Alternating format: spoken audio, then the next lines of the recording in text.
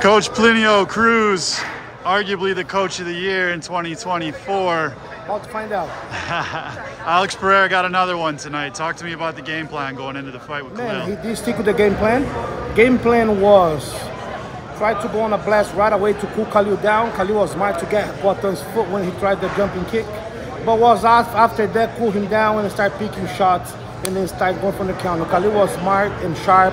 Was hard to counter in the first 2 rounds, but you guys see that we knew, because the part of the game plan was make him grind, make him gas, because we knew that he have a tendency of fading away, start going down after 2-3 rounds, and that's what Poatan did. Poatan stayed sharp. He showed the heart of a champ today. He got dropped, he threw that punch, but he was able to recover, stay composed, and then round 4, you guys saw it happen. What did you say to him between rounds? Because I was talking to Glover earlier, and he said something along the lines of, "Hey, Poatan, we're gonna get away from the kicks, the head kicks, but we are gonna chop his leg, and we're gonna stay at a boxing range. We're gonna box this guy." What I tried to tell him this time, I feel the kicks Khalil was able to see and counter, so I told him to use more hands and just to stick more to the outside of the range, like just basic tips, basic stuff to fix during the rounds. And he actually today, I think from all the fights that we all had, today was the one that he listened the most.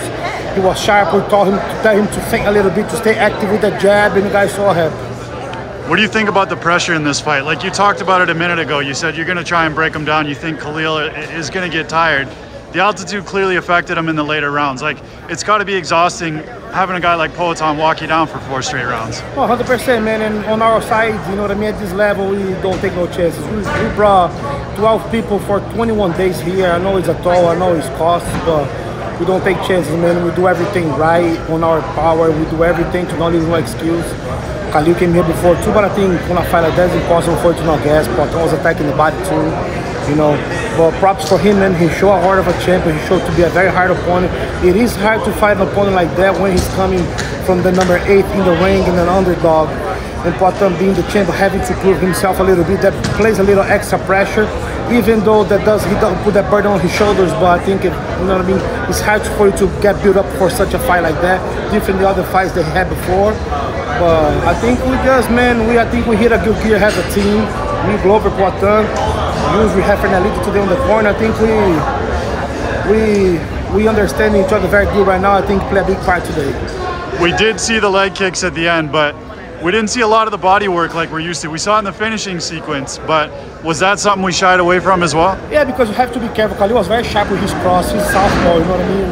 We did train to throw some body shots with the right hand and coming back with the left, but I think at the end, after he started fading away, was more to touch him with the jab and see what he throws and catch him back. And then once Poatan hit that gear, even on the corner, the guy's like, man, like round 2, round 3, and I saw, I say, guys, don't worry. Now we're about to see a master at work, and I think that's what we saw. Last question, any chance we see him turn around at UFC 310 at the end of the year? Bro, I think the man needs some rest. Well, you know, you never know. He's crazy. I appreciate you, Coach.